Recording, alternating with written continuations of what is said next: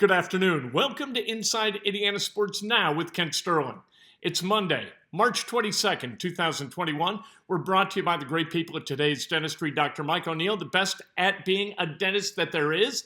Take control of your dental health once and for all. Give him a call, 317-849-2933. Hit subscribe, hit like, ring the bell, do all that stuff. I appreciate it. Let's talk about sports and let's talk about the Indiana basketball coaching search. When last we spoke on Friday, Brad Stevens had just come out and said, you know what? I'm locked in here. I am the head coach of the Celtics. I'm flattered by all the talk in Indiana, but I'm not going to Indiana. All right, second time around, we take him at his word, especially when he calls himself a masshole. Can't take it. Says he's a Patriots fan? Is he out of his mind? Really? This is who you've become, for God's sake. If there was ever a reason to come back to Indiana, it's that. You've become all you loathed, Brad. So he's done. He's gone. Maybe this rejection kicks Indiana in the direction that it should have gone immediately at the point when Archie Miller was fired. My guy for this. All right. And I don't ever do this because I want to be happy with whomever Indiana selects, right? I want Dane Fife. Dane Fife, the assistant coach, kind of the head coach in waiting behind Tom Izzo at Michigan State. Dane Fife is terrific, and I'll give you 5 great reasons for that. His work ethic is unbelievable. There were 2 guys who were at every game my son played with his AAU team the last 2 years they played. Every game they played, you look over in the bleachers, there's Brad Stevens, who was an assistant then at Butler for Todd Licklider, and there was Dane Fife, who's the head coach at IPFW. Brad Stevens, from all that work, all that toil, all that showing up in otherwise empty gyms, he got Matt Howard and Zach Hahn. And if he hadn't done that, he wouldn't be where he's at. He wouldn't have gone to back-to-back championship games. He would not have been hired by the Boston Celtics. Sweat equity counts. Dane Fife, who did he get? He got Ben Botts. And because he got Ben Botts, the last 4 years that Dane Fife spent at IPFW were successful. Every year of the 6 that Dane Fife was at IPFW, they won at a higher percentage than the year before. Ben had a lot to do with that. Another reason, actually that was the second reason that he won at IPFW, which was impossible at the time. Winning with an independent is impossible. Winning at a level where it takes you into a conference and then you win in that conference, that's unbelievable. Dane Fife was able to do that as a head coach in his 20s. Number 3, 10 years with Tom Izzo. Masterclass, right, in basketball coaching. Has to have been. If he's good enough, Dane Fife, if he's good enough as kind of the head coach in waiting behind Izzo, is he not good enough for Indiana, for goodness sake? Number 4, he played on the last Final Four team that Indiana had back in 2002. It means something, right? He succeeded at Indiana. He saw what it takes to succeed at Indiana. He can bring that back to Bloomington. Number 5, he understands Indiana. He recruits really well in Indiana. He's maintained relationships here in Indiana. That is really important. Dane Fife is a terrific candidate for this job. That he isn't a head coach for a team that's in the Sweet 16, I don't care. If you want to walk down the road that Indiana's walked down the last 3 times, this happens over and over. YouTube comments, I love them. The conversations are wonderful. The conversations on Facebook, I dig. The conversations on Twitter, not so much.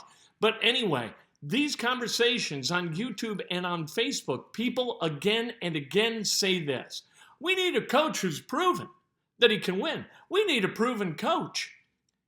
What has Indiana done the last 3 times this has happened? They hired Kelvin Sampson from Oklahoma. How'd that work out? Who is a proven coach? Obviously at Oklahoma, he's the team. He was the coach of the team that Indiana beat in the Final Four game in 2002 to make it to the championship game where they lost to Maryland. Second, Tom Crean. He was proven. He'd gone to a Final Four. He had recruited successfully guys like Dwayne Wade. How'd that work out? Then you got a guy who had taken 4 straight Dayton teams to the NCAA tournament, the first of which he took to the Elite Eight. There's the guy. It's not a home run. It's a grand slam. It's Archie Miller. We shouted from the rooftops. Look who we got. How'd that work out? Can we do something different? Can we look at the head coaching position as something different from what we have the last 3 times we've gone through this exercise in abject futility? Can we do that? Dane Fife went to Indiana. He gets Indiana. He's coached in the Big Ten. He won at Fort Wayne, for goodness sake. This isn't good enough? How is this not good enough? It's different. To me, if you keep walking down the same path, let's say you're a hiker, and you walk down this path and you break your leg. You get your leg fixed, you rehab, you're ready to go walking again. You're hiking again. You walk down that same path, and in the same spot, you break your leg a second time. You get it surgically repaired this time. You rest it for a long time. You build up the musculature again, and you go out for a walk a third time. I'm going hiking. Let's go, honey. And you walk down that same path a third time. And you trip in the same spot, and you break your leg again. And this time they've got to amputate it. But you are bound and determined to come back and hike. That injury is not going to deter you from doing what you love, and that's hiking. So you've got the prosthetic limb. With a prosthetic limb, and you're hiking again, are you going to walk down that same path a 4th time and risk, I don't know what could happen at that point? You'd probably need a tourniquet.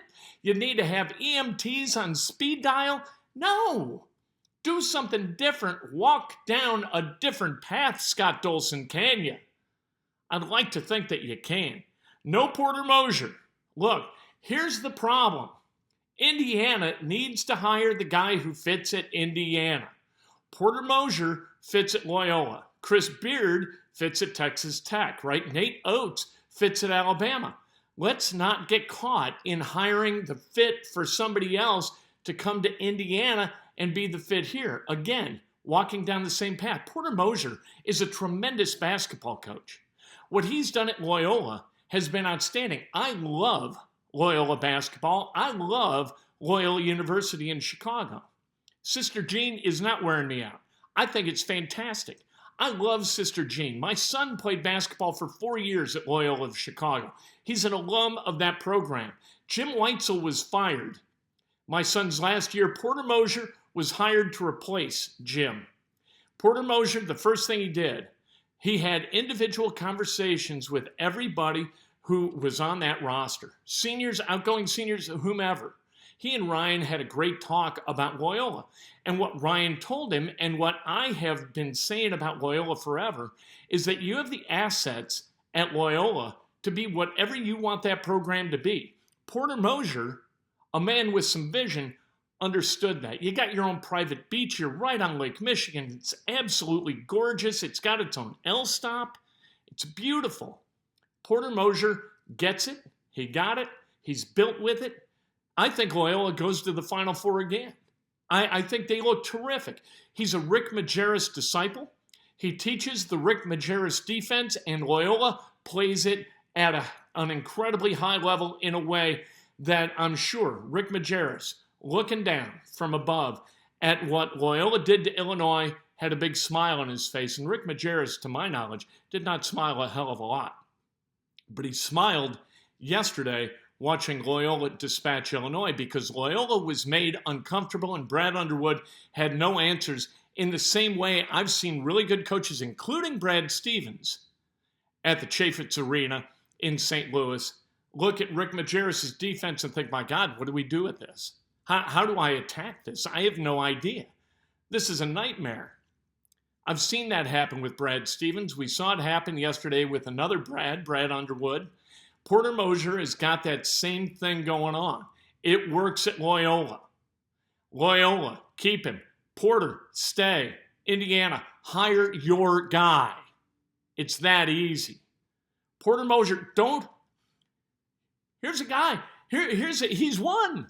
Let's hire him, overpay him, and bring him to Indiana and watch 9-9 in the Big Ten year after year after year, or 7-13, or 9-11, or whatever the hell, as they've gone to 20 games a season. It happens every time. Don't do it again. Heavens to Betsy. I can't explain it better than that. They're number one defensively, though. Loyola's got a shot in this tournament. They could win this damn thing because they are really good defensively, and they're not bad offensively either. You better D them up, or you got a problem. Oregon, speaking of that, what is Iowa doing, allowing Oregon to score 95 points? 95-80. Iowa is sent packing, and so the Big Ten's got two teams left. You got Michigan, you got Maryland. I think Michigan wins tonight. They've got LSU. Maryland against Alabama. I think Alabama wins. If things go the way you would expect them to, the Big Ten's going to have one team left in this thing. That's embarrassing. You had 9 teams in it. You had 2 ones. Did you have 2 twos? I know you had at least 1 2. And they're all going to be goodbye. They're all going to be gone.